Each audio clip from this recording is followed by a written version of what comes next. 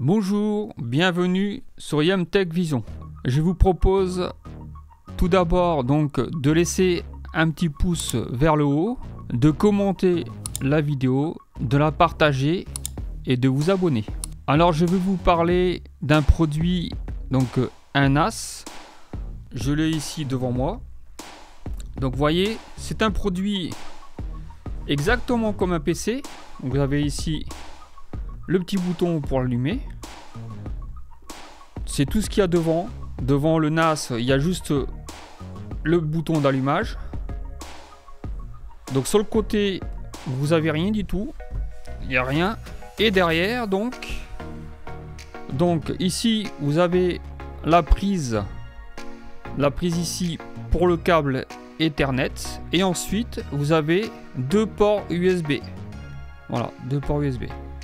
Et ensuite ici, donc normalement à côté ici, vous avez normalement la prise d'alimentation qui est quelque part par ici. Voilà. Alors vous voyez, c'est un produit très petit. Il prend pas beaucoup de place. Il est plutôt beau, donc vous pouvez mettre ça sous un téléviseur ou sur un meuble. Ça prend pas beaucoup de place. Donc après, je vais vous montrer l'intérieur. Donc vous avez ici c'est une porte coulissante. Donc vous coulissez comme ça. Voilà, vous voyez, hop. Et là, on peut enlever le capot. Vous voyez, ça s'enlève. Voilà. Et donc ici, en fait, donc là j'ai mis des vis. C'est les vis pour fixer le disque dur. Donc ici sur le côté, là, de chaque côté ici là, vous pouvez fixer le disque dur. Vous avez les trous ici. Et en fait, quand vous mettez votre disque, vous le mettez comme ça. Vous faites glisser le connecteur. Et donc le connecteur, il va se connecter ici, à l'intérieur, ici là. Vous avez le connecteur qui est ici. Donc vous glissez et il se connecte directement. Et ensuite, vous avez juste à mettre les vis de chaque côté. Vous mettez généralement une vis, c'est suffisant, en diagonale. Par exemple, vous mettez une vis là et une vis ici, vous voyez. Vous mettez deux vis, hein, c'est suffisant. Et ensuite, vous voyez, vous n'avez plus rien à faire. Une fois que le disque dur est mis, vous avez juste à mettre le capot. Normalement, ça se met tout seul. Et voilà, vous voyez. Donc je l'ai mis, vous voyez. Vous avez un transformateur d'alimentation. Donc là, c'est le Synology 120J. Donc en fait, vous voyez que c'est un produit très petit. Ça prend pas du tout de place. Donc en fait, vous le branchez à votre box, donc par le biais du câble Ethernet. Vous avez la prise Ethernet ici. Et donc à l'intérieur, vous avez donc pas mal d'applications. Donc comme un PC, donc vous pouvez donc créer des comptes utilisateurs pour chaque personne et donc avoir accès à des données privées. Et donc chaque utilisateur aura accès donc à ces données privées.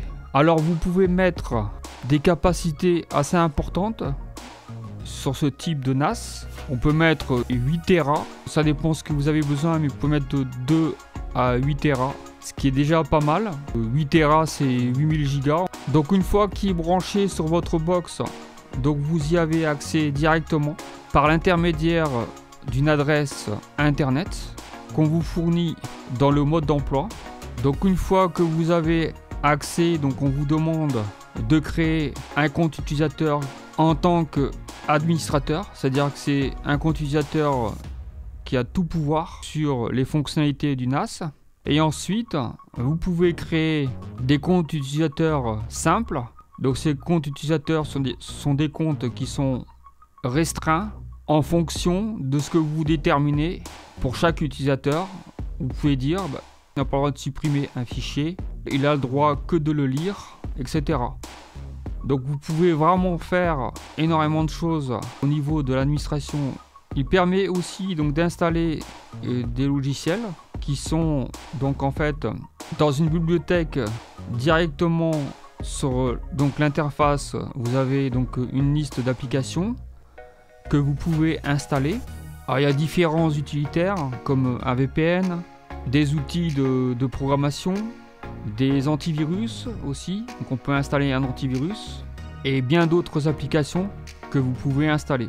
Donc dans ce type de NAS, on peut mettre soit un disque SSD. Donc les disques SSD, c'est un peu comme une clé USB, donc c'est une mémoire.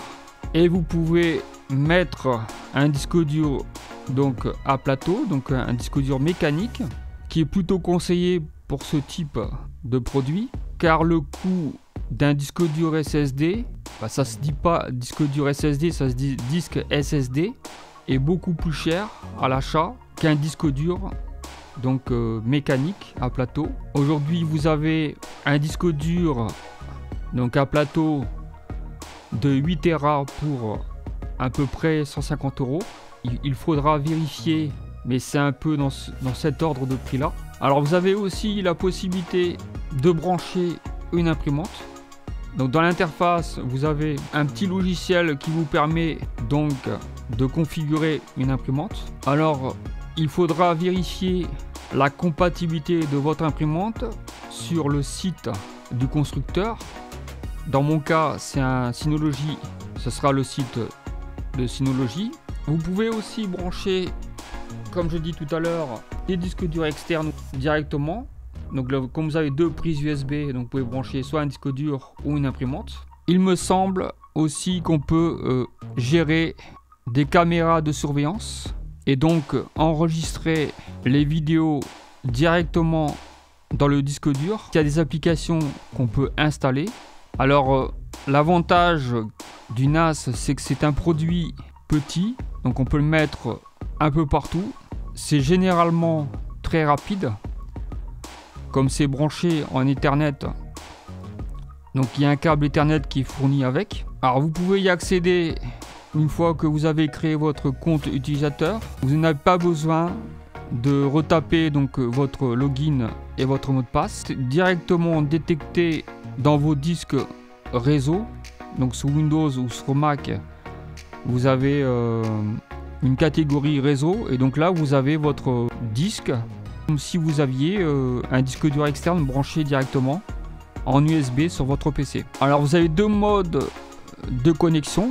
Donc le mode invité, c'est-à-dire que n'importe qui peut se connecter en mode invité, mais il n'aura pas le droit donc de supprimer les données. Il aura le droit juste à la lecture. Mais comme j'ai dit précédemment, en fonction des paramétrages que vous allez faire, vous pouvez donc configurer chaque utilisateur différemment avec différentes restrictions. Pour l'imprimante, vous pouvez aussi déterminer les utilisateurs qui ont accès ou pas. Alors ce produit, il coûte 120 € sans disque dur. Donc je pense que ça vous revient à peu près à... Avec disque dur, il vous revient à peu près à 270 €. Alors vous avez des mises à jour régulières du constructeur qui sont faites sur le produit. Alors quel intérêt d'avoir ce produit?